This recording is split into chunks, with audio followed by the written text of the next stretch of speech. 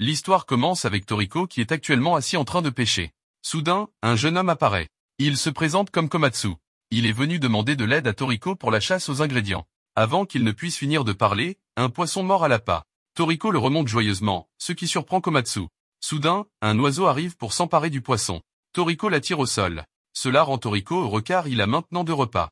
Pendant ce temps, Komatsu est ravi car Toriko a attrapé le poisson pince et le grand aigle à 5 queues. Il a confiance que Toriko l'aidera sûrement à capturer l'alligator Galala.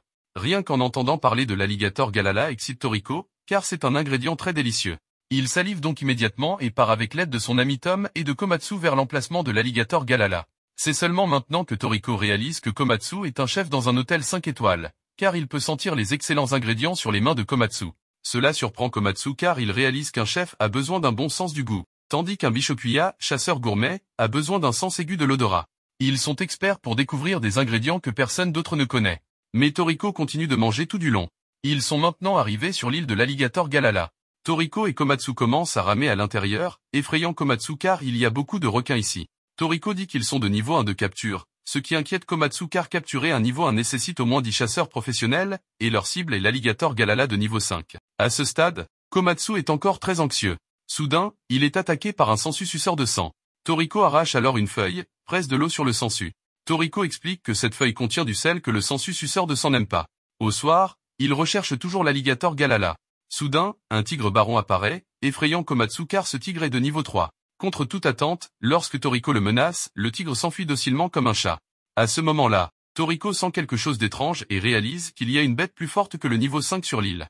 À la tombée de la nuit, ils font griller la viande pour la manger, tandis que Komatsu est toujours inquiet. Soudain, un serpent des marais de niveau 5 apparaît, pensant qu'il va les attaquer, mais le serpent s'effondre immédiatement. Toriko remarque qu'il a une blessure mortelle, surprenant Komatsu car ce serpent est au même niveau que l'alligator Galala. Soudain, le serpent est tiré dans l'eau, puis le monstre apparaît. Il s'avère qu'il s'agit d'un alligator Galala gigantesque. Toriko réalise que ce crocodile a plus de 300 ans, surprenant Komatsu car il n'a jamais vu un aussi grand alligator Galala auparavant. Il s'avère que cet alligator Galala a atteint le niveau 8, mais Toriko reste imperturbable. Le crocodile attaque Toriko, mais il l'évite et le jette au loin. L'alligator Galala continue d'attaquer Toriko et l'envoie voler. Toriko réalise qu'il ne peut pas prolonger ce combat. Il décide donc de libérer ses cellules gourmandes et invoque immédiatement un démon, effrayant Komatsu. Toriko déchaîne sa puissance, transformant ses mains en une fourchette et un couteau. Il utilise la fourchette pour frapper l'alligator et le couteau pour l'envoyer dans les airs. Ainsi, Toriko vainc l'alligator Galala, surprenant Komatsu. C'est le pouvoir d'un Bishokuya. Contre toute attente, leur bataille était secrètement surveillée par une mystérieuse organisation. Ils reconnaissent Toriko comme l'un des 4 rois célestes qui a vaincu l'alligator Galala. Pendant que Toriko et Komatsu font griller l'alligator pour le dîner, Toriko en prend une bouchée et le trouve délicieux. Komatsu, incapable de résister, déploie ses talents culinaires en cuisinant de la viande grillée pour Toriko, les rendant tous deux très heureux. À ce stade, ils discutent et parlent de leurs rêves. Il s'avère que le rêve de Komatsu est de devenir le numéro 1 mondial des chefs. Le rêve de Toriko est de créer un menu complet contenant des ingrédients que personne n'a jamais connus. Réalisant que Toriko est spécial, Komatsu lui demande immédiatement de l'accompagner. Toriko accepte et il continue à faire griller la viande pour la manger. Au matin, ils ont fini de manger le crocodile, inquiétant Komatsu car il n'y a plus de viande à rapporter au patron. Le lendemain, Komatsu explore avec enthousiasme le marché car de nombreux ingrédients excellents y sont vendus. Soudain, il voit une journaliste en train de discuter avec le propriétaire du magasin car son poisson est endommagé et ne peut pas être présenté dans le bulletin d'information. Komatsu offre immédiatement son aide à la journaliste. Soudain, Toriko arrive, surprenant tout le monde. Il s'avère qu'il est venu vendre un dinosaure volant de niveau 5 sur le marché. En voyant Toriko, la journaliste se précipite pour l'interviewer car Toriko est un célèbre chasseur gourmet. De manière inattendue, ils sont immédiatement arrêtés et chassés par l'organisation IGO car ils ont une tâche mystérieuse et veulent l'aide de Toriko. En apprenant qu'ils veulent que Toriko trouve le fruit arc-en-ciel, cela surprend Komatsu car c'est un fruit légendaire. Juste une goutte d'eau de fruit arc-en-ciel peut transformer une piscine en jus de fruits. Cependant, ce type de fruit est déjà éteint. Il s'avère qu'IGO a réussi à cloner et à raviver ce fruit. Cependant, un troupeau de trolls Kong a fait un nid près du fruit arc-en-ciel. Donc ils ne peuvent pas s'approcher pour récolter le fruit arc-en-ciel car ces trolls Kong sont des singes géants de niveau 9. Par conséquent, Toriko décide de se rendre dans le 8e biotope d'IGO, qui est une réserve naturelle construite par l'organisation IGO. De manière inattendue, Tina a suivi Toriko pour recueillir plus d'informations sur lui. Soudain, ils entendent le son de battement de poitrine des trolls Kong et apprennent qu'ils sont derrière ce mur. Alors les gardes ne peuvent pas ouvrir la porte pour que Toriko entre. Toriko décide immédiatement de créer un chemin par lui-même pour intimider le troupeau de trolls Kong. Il libère ses cellules gastronomiques et utilise la technique du coup de clou, lançant rapidement 3 coups de poing pour détruire le mur. Il explique que cette technique est comme enfoncer des clous en un point et peut démolir tout le mur. À ce stade, lui et Komatsu sont entrés à l'intérieur. Soudain, un troll Kong apparaît et attaque Komatsu. Heureusement, Toriko utilise à temps le pistolet assommant, le faisant s'évanouir. Il s'avère que c'est une technique qui paralyse la proie. Komatsu ne comprend pas pourquoi Toriko ne le tue pas. À ce stade, tous deux continuent d'avancer plus profondément à l'intérieur. Ils commencent à sentir le parfum du fruit arc-en-ciel. Toriko explique que ce parfum est destiné à hypnotiser les animaux. Finalement, il voit le fruit arc-en-ciel, effrayant immédiatement Komatsu car il y a tout un troupeau de trolls Kong ici. Alors que Komatsu pensait qu'il allait mourir cette fois-ci, les trolls Kong les attaquent immédiatement. Toriko porte immédiatement Komatsu et se bat contre eux. Komatsu se demande pourquoi Toriko ne les tue pas mais les paralyse. Il s'avère que la viande des trolls Kong est très coriace, donc la règle de Toriko est de ne pas les tuer s'ils ne les mangent pas. Le troupeau de trolls Kong continue d'attaquer Toriko, mais il parvient à les éviter et à les vaincre, réalisant que le troupeau de trolls Kong est trop important. Toriko décide donc de libérer ses cellules gastronomiques pour les intimider. À ce moment-là, il voit le chef de meute. Il s'avère être le roi troll Kong de niveau 10. Toriko commence à le confronter. De manière inattendue, face à l'intimidation de Toriko, le roi troll Kong se comporte docilement comme un petit singe, n'osant pas l'attaquer, surprenant Tina qui s'approchait secrètement. Finalement, ils trouvent tous deux le fruit arc-en-ciel. Toriko ne prend qu'un fruit, laissant le reste au troupeau de troll Kong. Tina pensait que ce serait une nouvelle sensationnelle, mais elle continue d'être chassée par Igeo. L'organisation mystérieuse surveille toujours Toriko. Toriko est retourné au restaurant et a savouré un délicieux repas. À ce moment-là, Komatsu a fini de préparer le fruit arc-en-ciel, faisant saliver la bouche de Toriko car son parfum est trop séduisant. Toriko commence donc à goûter à sa saveur. De manière inattendue, il a l'impression de manger une variété de fruits. Toriko trouve cela très agréable, alors il décide d'inclure le fruit arc-en-ciel dans son menu complet, en devenant ainsi son premier élément de dessert. Le jour suivant, Toriko et Komatsu ont poursuivi leur voyage pour chasser un autre ingrédient. Il s'avère qu'ils recherchaient la baleine fugu car son goût est très unique, mais la préparation de sa viande est difficile car la chair de la baleine fugu contient des toxines difficiles à éliminer. Soudain, un Bishokuya nommé Zong vient se battre avec eux de manière inattendue. Voyant que Toriko est plus grand que lui, il devient effrayé et s'enfuit. Toriko mentionne qu'il y a de nombreux chasseurs gourmets sur ce train à la recherche également de la baleine fugu. Soudain, un vieil homme vient demander à Toriko un peu de saké, alors Komatsu lui en offre immédiatement. À ce moment-là, ils entrent tous les deux dans la ville mais ne voient personne, il s'avère que cette ville est remplie de nombreux monstres. Tout le monde se cache donc à l'intérieur. Soudain, un dinosaure de niveau 10 apparaît, effrayant immédiatement Komatsu.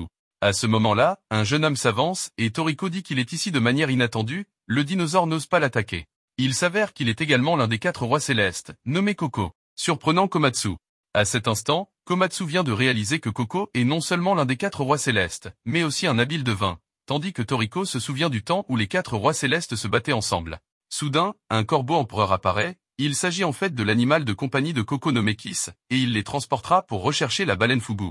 La mystérieuse organisation surveille toujours le groupe de Toriko et quand ils apprennent que Toriko recherche la baleine fugu, ils commencent aussi à agir. À ce stade, Toriko est retourné chez Koko pour un repas. Koko informe Toriko que son menu complet comporte déjà 5 plats et cette fois, il veut attraper la baleine fugu pour l'ajouter à son menu complet. Mais éliminer le poison de la baleine fugu est très difficile, rien que la toucher la fait libérer du poison, et ils ne pourront pas la manger. À ce moment, Koko mentionne également qu'en plus de la baleine fugu, il y a un monstre encore plus terrifiant à l'intérieur, c'est le serpent démon, même le légendaire loup de bataille ne veut pas se battre contre lui. Mais Toriko est très confiant. Ils sont déterminés à attraper la baleine fugu, rendant Komatsu très excité. Soudain, Koko fait une prophétie selon laquelle Komatsu mourra. D'autre part, on a Tina qui diffuse en direct depuis l'entrée de la grotte de la baleine fugu. Soudain, elle voit Toriko, rendant Tina très heureuse, elle ne s'attendait pas à ce que Koko soit là aussi, mais Koko n'aime pas être filmé. À ce stade, Koko voit que beaucoup de gens entrant dans la grotte vont mourir. Soudain, Tina demande à rejoindre le groupe de Toriko et Toriko accepte qu'elle vienne. Tout le groupe entre à l'intérieur. À ce moment-là, Toriko découvre des champignons délicieux. Inopinément, Zong est aussi là. Il ment à Tina en disant qu'il a attrapé la baleine fugu mais il est en fait poursuivi par une nuée de fourmis. Koko ne voit pas les signes de leur mort, donc il croit qu'ils survivront. À ce stade, Komatsu se demande pourquoi Koko connaît le chemin dans cette grotte. Il s'avère que ces cellules gourmets l'aident à voir les ondes électriques que les gens normaux ne peuvent pas voir. Soudain, Koko voit Komatsu en danger. Inopinément, il tombe, heureusement Toriko arrive à le retenir à temps. À ce moment, une nuée de cancrelats de niveau 7 apparaît, donc Koko transforme son corps en poison et menace les fourmis, les faisant fuir. Il s'avère que la force de Koko réside dans l'utilisation du poison, son corps contient 500 anticorps différents. C'est pourquoi les monstres n'osent pas attaquer Koko, mais c'est aussi la raison pour laquelle il garde ses distances avec les autres. Komatsu réalise que Koko est très seul alors il essaie de se lier d'amitié avec lui. À ce stade, ils descendent encore plus profondément. Koko reconnaît que Komatsu est une très bonne personne, donc il décide qu'il protégera Komatsu pendant qu'ils descendent plus profondément dans la grotte. Soudain, une nuée de chauves-souris de niveau 2 apparaît. Koko libère immédiatement son poison et les défait. Koko réalise que ces chauves-souris fuient. À ce moment-là, il découvre que Komatsu a disparu. Inopinément, le serpent démon apparaît, causant immédiatement de l'inquiétude pour Toriko et Koko car c'est un monstre légendaire de niveau 21. Inopinément, son rugissement secoue toute la grotte. Le groupe de Tina à l'extérieur voit l'entrée de la grotte s'effondrer. Heureusement, elle avait secrètement attaché une petite caméra au chapeau de Komatsu. Soudain, elle découvre que Komatsu est enlevé. Du côté de Toriko, ils sont attaqués par le serpent démon. Inopinément, il est bien plus fort qu'anticipé, le rendant incapable de bouger. Koko découvre qu'il peut cracher de l'acide alors qu'il s'apprêtait à s'attaquer à Toriko, donc il déploie immédiatement sa puissance musculaire et se libère de son emprise. Toriko continue à libérer des cellules gourmets et utilise un couteau tranchant pour sectionner la main du serpent démon. Inopinément, il peut régénérer, donc il attaque à nouveau Toriko mais Toriko se relève encore. Koko réalise que la grotte est très sombre, donc Toriko ne peut pas voir clairement les attaques du serpent démon et ne peut compter que sur son sens de l'odorat, tandis que Koko peut tout voir clairement. Il décide donc de le combattre pour permettre à Toriko d'aller secourir Komatsu. Mais Toriko pense que Komatsu ira bien. Donc il décide d'abord d'aider Koko à s'occuper du serpent démon. De l'autre côté, le ravisseur a enlevé Komatsu pour s'en servir comme appât pour les monstres, facilitant ainsi la capture de la baleine Fugu. À ce moment, Tina réalise que Komatsu est en danger mais elle ne sait pas comment le sauver. Du côté de Toriko et Koko, ils ont libéré leurs cellules gourmets mais constatent que ce serpent démon n'a pas peur de leur force. Toriko l'attaque mais inopinément, son corps est extrêmement robuste. Koko continue à utiliser le poison pour attaquer le serpent démon. Inopinément, il résiste et contre-attaque. Koko réalise que cette espèce de serpent a d'excellentes capacités sensorielles, il a même jusqu'à 3 yeux, donc ils ne peuvent pas l'atteindre. Koko réalise qu'ils doivent réduire son champ de vision. Pendant ce temps, Toriko décide de déployer son mouvement ultime mais il a besoin de temps pour accumuler de l'énergie, donc il se précipite pour attirer l'attention du serpent démon et Koko utilise le poison pour détruire les capteurs sensoriels du serpent démon, pensant qu'il ne peut alors plus rien voir. Inopinément, Koko se fait capturer. Il s'avère que le serpent démon a de nombreux capteurs, donc il crache immédiatement de l'acide sur Koko, faisant fondre son corps. Heureusement, Koko parvient à utiliser le poison pour recouvrir son corps. Alors qu'il continue d'attaquer le serpent démon, celui-ci injecte du venin dans le corps de Koko, inquiétant Toriko. Mais Koko n'abandonne pas, il libère ses cellules gourmets et tente de créer une immunité pour contrer le venin du serpent démon.